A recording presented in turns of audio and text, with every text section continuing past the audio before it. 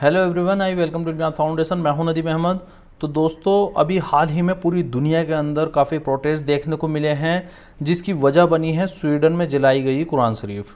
एक इराकी मूल के स्वीडिश नागरिक ने बीते 29 जून को स्वीडन की राजधानी स्टॉकहोम में कुरान शरीफ को जला दिया था, जिसके बाद लगभग पूरी दुनिया में ही प्रोटेस्ट हुए हैं और कई देशों ने स्वीडन से अपने एम्बेसडर को वापस बुला लिया है। और ये मुद्दा काफ़ी बड़ा मुद्दा है, क्योंकि इससे लगभग 2 अरब से ज़्यादा लोगों की भावनाएं आहत हुई हैं।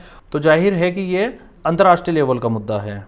तो आज हम इसी पे पूरी चर्चा करेंगे और इस पूरे मसले को समझेंगे, क्योंकि स्वीडन के अंदर ये इंसिडेंट पहली बार नहीं हुआ है, ऐसा पहले भी हो चुका है। आज हम उस पूरे सिनेरियो को समझेंगे और ये भी समझेंगे कि ये मसला रिलीजन का है या फिर इसके पीछे पॉलिटिक्स भी काम कर रही है।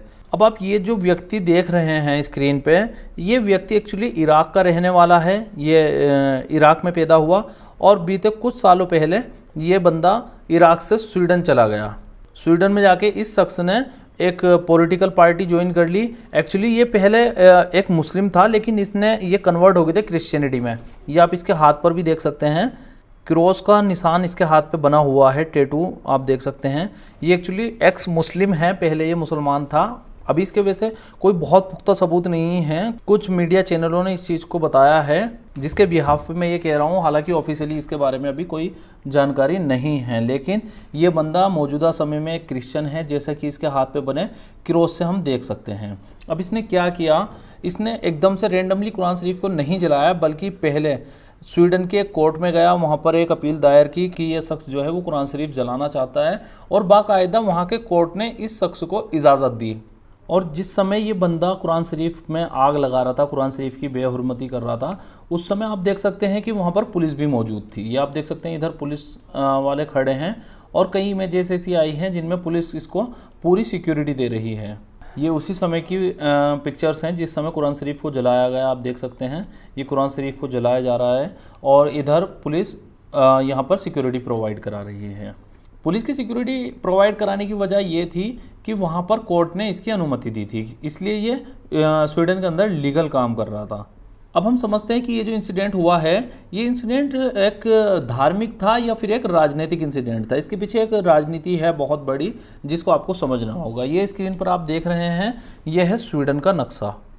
नॉर्थ यूरोपियन एक कंट्री है स्वीडन, ये है हमारा भारत, और ये रसिया, और ये है स्वीडन, और ये है यहाँ पर तुर्की। ये कुछ जो देश मैं आपको बता रहा हूँ, ये सब इनके पीछे की काफ़ी बड़ी वजह है। ये बड़ा मैप है, इसमें आप देख सकते हैं, ये है स्वीडन और ये है इसकी राजधानी स्टॉकहोम। यहीं पे कुरान शरीफ को जलाया गया है। और ये तीनों ही देश बड़े इंपॉर्टेंट देश हैं। एक है नॉर्वे, स्वीडन और फिनलैंड, और इनके ही पास में है रसिया।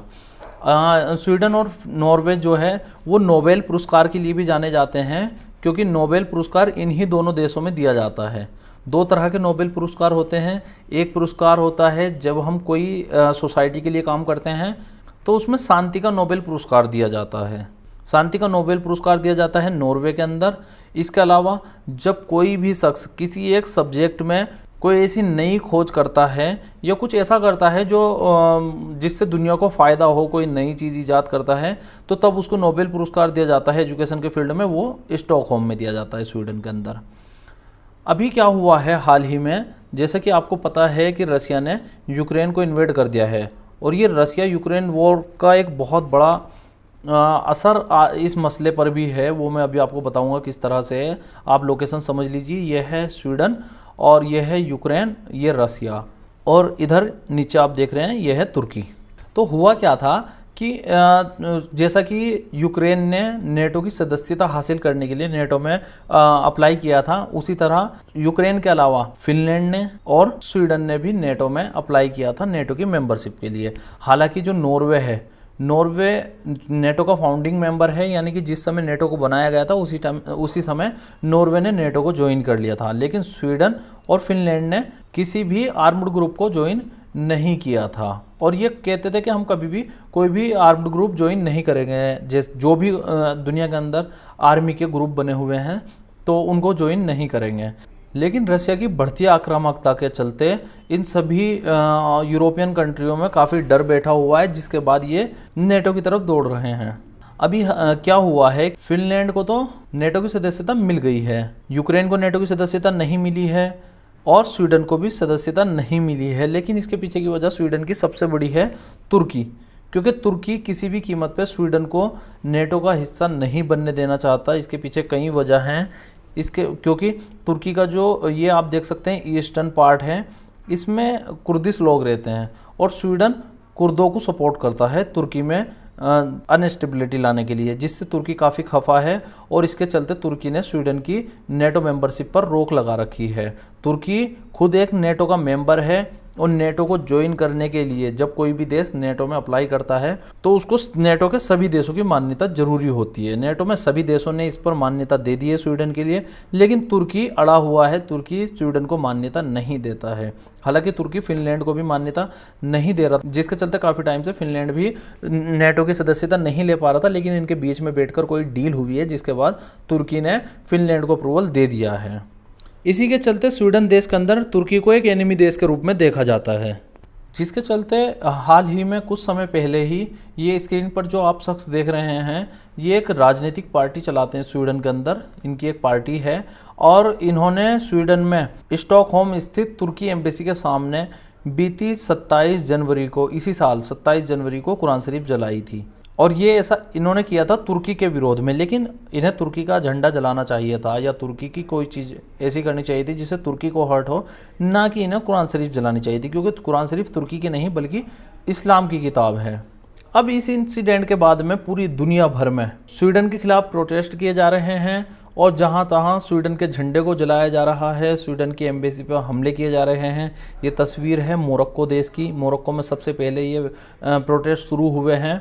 इसके बाद में आप देख सकते हैं ये इराक की तस्वीर है, ये एम्बेसी है एक्चुअली स्वीडन की, और स्वीडन की एम्बेसी में इराक के कुछ युवाओं ने घुसकर काफ़ी तोड़फोड़ की है और वहाँ पर एम्बेसी को फ़िलहाल टेम्प्रेरी तौर पर बंद कर दिया गया है। इराक में सबसे ज़्यादा प्रोटेस्ट इसलिए भी देखने को मिले क्योंकि ये जो व्यक्ति था जिसने कुरान शरीफ को जलाया है वो एक इराक का नागरिक था और उसके पास आज भी इराक की नागरिकता है, यानी कि उसके पास इराक और स्वीडन दोनों ही देशों की नागरिकता है। और इराक की सरकार का कहना है कि वो उस व्यक्ति को वापस इराक भेजा जाए ताकि इराक में उस पर केस चल सके, क्योंकि वो अभी इराक का नागरिक है और इराक में ही उसको सज़ा दी जाएगी। इसके अलावा ईरान ने भी काफ़ी कड़े शब्दों में इसकी निंदा की है। ईरान ने तो बल्कि ईरान के अभी नए राजदूत अपॉइंट होने थे स्वीडन के अंदर और ईरान ने इस पर रोक लगा दी है। फिलहाल ईरान का कोई भी राजदूत स्वीडन के अंदर नहीं है। इसके अलावा OIC ने इमरजेंसी मीटिंग बिठाई है, इसमें भी ईरान का बहुत बड़ा दखल था। ईरान के ही कहने पर यह इमरजेंसी मीटिंग सऊदी अरब के अंदर बुलाई गई थी। ये मीटिंग थी 2 जुलाई को। इस मीटिंग को अटेंड करने के बाद कई देशों ने स्वीडन में अपनी एम्बेसी को क्लोज कर दिया है और स्वीडन के एम्बेसडर को अपने देश से वापस भेज दिया है, जिनमें सऊदी अरब है, कतर है, कुवैत है और इसके अलावा मोरक्को है, अल्जीरिया है, यूनाइटेड अरब अमीरात है। कई देश हैं जिन्होंने एम्बेसी बंद कर दी है। ये पिक्चर आई है यमन की, ये यमन के हाउदी रेबल्स के नेता हैं और यमन के अंदर काफ़ी बड़े लेवल पर प्रोटेस्ट हुए हैं। इसके अलावा इस पूरे इंसिडेंट में पुतिन भी काफ़ी चर्चा में रहे, क्योंकि पुतिन ने स्वीडन की मुखालफत की है, स्वीडन को कंडेम किया है और पुतिन ने कहा है कि अगर रशिया के अंदर कोई भी ऐसा करता है तो उसके खिलाफ सख्त कानून बने हुए हैं। और पुतिन ने कहा है कि हमें किसी के भी धर्म की किताब को या उसके धर्म के प्रति कोई भी अभद्र टिप्पणी करने से बचना चाहिए। ये आप तुर्की का देख सकते हैं, ये तुर्की में प्रोटेस्ट जारी है। तो दोस्तों ये काफ़ी बड़ा मुद्दा है। इसके अलावा OIC ग्रुप स्वीडन के खिलाफ और भी बड़े कदम लेने पर विचार कर रहा है कि क्या और किया जा सकता है स्वीडन के खिलाफ। अगर इस पर और कोई अपडेट आती है तो मैं उस पर भी अपडेटेड वीडियो ले आऊँगा। तब तक आप बने रहिए हमारे चैनल के साथ, चैनल को सब्सक्राइब करें और वीडियो को लाइक करें। मिलते हैं नेक्स्ट वीडियो में, तब तक के लिए जय हिंद जय भारत।